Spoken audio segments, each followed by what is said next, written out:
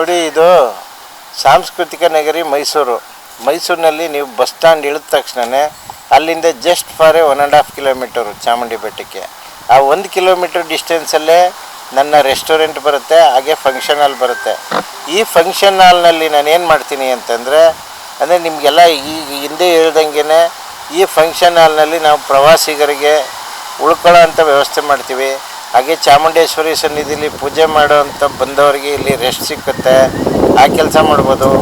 ಸಣ್ಣ ಪುಟ್ಟ ಮದುವೆ ಕಾರ್ಯಕ್ರಮಗಳು ಮತ್ತು ಎಂಗೇಜ್ಮೆಂಟ್ಗಳು, ಹಾಗೆ ಯಾವ ಮಕ್ಕಳಿಗೆ ಬರ್ತಡೇ ಆಗುತ್ತೋ ಅಥವಾ ಯಾರಿಗೆ ಬರ್ತಡೇ ಆಗುತ್ತೋ ಎಲ್ಲರೂ ಬಂದು ಆಚರಣೆ ಮಾಡ್ಕೋಬೋದು.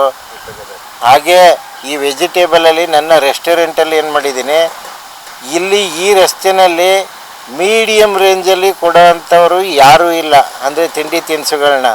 ಅಂಥ ಸನ್ನಿಧಿ ಒಳಗಡೆ ನಾನೇನು ಮಾಡ್ತೀನಿ, ಈಗ ನಾನು ಈಗಲೂ ಚಾಲೆಂಜ್ ಮಾಡಿ ಹೇಳ್ತೀನಿ, ಈ ಜಾಗದಲ್ಲಿ ನಾನು ಪೂರ್ತಿ ರೀಸನಬಲ್ಲೇ ಕೊಡ್ತೀನಿ. ಮಾನ್ಯ ಮುಖ್ಯಮಂತ್ರಿಗಳು ಈಗ ಹೆಂಗೆ ಬಂದ ತಕ್ಷಣ ಮೈಲಾರಿ ಹೋಟ್ಲಿಗೆ ಹೋಗ್ತಾರೋ, ಇನ್ನು ಮುಂದೆ ನನ್ನ ಹೋಟ್ಲಿಗೆ ಬರೋ ಹಾಗೆ ನಾನು ಕೃಪೆ ತೋರಿ ಅವರಿಗೆ ಮನವಿ ಮಾಡಿ ಎಕ್ಸ್ಪೆಷಲಿ ವಿಶೇಷವಾಗಿ ಅವ್ರಿಗೋಸ್ಕರ ನಾನು ಈ ಹೋಟ್ಲು ಮಾಡ್ತಾಯಿದ್ದೀನಿ.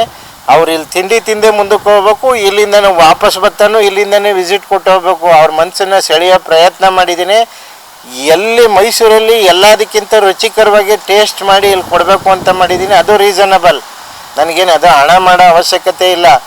ಕರ್ನಾಟಕದಲ್ಲಿ ಚಾಮುಂಡಿ ಸನ್ನಿಧಿಗೆ ಯಾರು ಬರ್ತಾರೋ ಅವ್ರಿಗೆ ಎಕ್ಸ್ಪೆಷಲಿ ವಿಶೇಷವಾಗಿ ವೈಶಿಷ್ಟ್ಯತೆಯಿಂದ ಇಲ್ಲಿ ನಾನು ತಿಂಡಿ ತಿನಿಸುಗಳನ್ನ, ಊಟ ತಿಂಡಿನ ಎಲ್ಲನೂ ಕೊಡಬೇಕು ಅಂತೇಳಿ ಈ ಮೆಜರ್ಮೆಂಟ್ 4300 ಸ್ಕ್ವೇರ್ ಫೀಟು ಮೆಜರ್ಮೆಂಟ್ನಲ್ಲಿ ಒಂದು ರೆಸ್ಟೋರೆಂಟ್ ಮಾಡಿದ್ದೀನಿ. ಅದರಲ್ಲಿ ನಾನ್ ವೆಜ್ ನನಗೆ ಸದ್ಯಕ್ಕೆ ಮಾಡೋದಿಲ್ಲ. ನಾನು ಮುಂದೆ ನೋಡ್ತೀನಿ, ದೇವರು ಆ ಥರ ಏನಾದರೂ ಜನ ಇಷ್ಟಪಡ್ತಾರೆ ಅಂದರೆ ಮಾತ್ರ ಮಾಡೋ ಪ್ರಯತ್ನ ಮಾಡ್ತೀನಿ. ವೆಜ್ಜೇ ಆಗಿರುತ್ತೆ. ದಯಮಾಡಿ ಎಲ್ಲರೂ ಬಂದು ಇಲ್ಲಿ ಕೂತ್ಕೊಂಡು ಸವಿರಿ. ಆ ಸವಿದ ಮೇಲೆ ನಾನು ಹೇಳಿದ ಮಾತು ನಿಜಾನ ಸುಳ್ಳ ತಪ್ಪ ಇದನ್ನು ನೋಡಿ. ನಾನು ಮಾನ್ಯ ಮುಖ್ಯಮಂತ್ರಿಗಳಿಗೆ ದಯಮಾಡಿ ನಾನು ಕೈ ಮುಗಿದು ಕೇಳ್ಕೊತಾನೆ, ನಿಮ್ಮ ಕಾರ್ಯಕರ್ತನಾಗಿ ನಾನು ಇಲ್ಲಿವರೆಗೂ ಏನು ಕೆಲಸ ಮಾಡಿದ್ದೀನೋ ಎಲ್ಲ ನಿಮ್ಮ ಮನಸ್ಸಲ್ಲಿದೆ, ನಿಮಗೆ ಗೊತ್ತಿದೆ. ನಾನು ಎಲ್ಲ ಥರದಲ್ಲೂ ನಾನು ನಡೆಸಿರೋ ವಿಚಾರ ಎಲ್ಲ ನೀವು ಮಾಧ್ಯಮದ ಮೂಲಕನೂ ನೋಡಿದ್ದೀರಿ, ಎಲ್ಲ ಮಾಡಿದ್ದೀರಿ. ನಮ್ಮ ಕೆಲವು ಅಭಿವೃದ್ಧಿ ಕಾರ್ಯಗಳೆಲ್ಲ ಮಾಡಿರೋವಂಥದ್ದು ನಿಮ್ಮ ಗಮನದಲ್ಲಿದೆ. ಆಗಲೇ 52ನಲ್ಲಿ ನಾನು ಏನು ಮಾಡಿದ್ದೀನಿ ಹೋರಾಟ ಕೊಟ್ಟು ಅನ್ನೋದು ನಿಮ್ಮ ಗಮನದಲ್ಲಿದೆ. ನೀವೇ ಆಶೀರ್ವಾದ ಮಾಡಿದಿರಿ. ದಯಮಾಡಿ ಈ ಜಾಗಕ್ಕೆ ಬರಬೇಕು ಅಂತೇಳಿ ನಾನು ಮಾನ್ಯ ಮುಖ್ಯಮಂತ್ರಿಗಳಿಗೆ ಮೊದಲನೇದಾಗಿ ಬೇಡ್ಕೊತಾ ಇದ್ದೀನಿ. ಇಲ್ಲಿವರೆಗೂ ನಿಮ್ಮ ಹತ್ರಕ್ಕೆ ಯಾವ ಲೆಟರ್ಸ್ ಸಹಿತ ತಂದಿಲ್ಲ ನಾನು.